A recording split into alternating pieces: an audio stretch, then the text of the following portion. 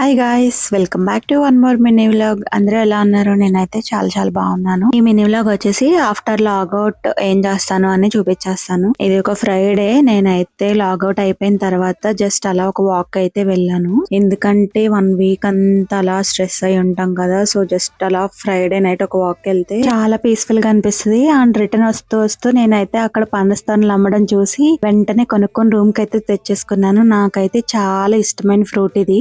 Summer లో mango అండి. ఇది తినకుండా అయితే మనకి సమ్మర్ కంప్లీట్ అవ్వదు. అసలు తింటూ తింటూ చూపిస్తున్నాను ఈ గింజలతో ఏం చేస్తారు అని. ఏం చేస్తారో మీకు తెలిస్తే కమెంట్ చేయండి.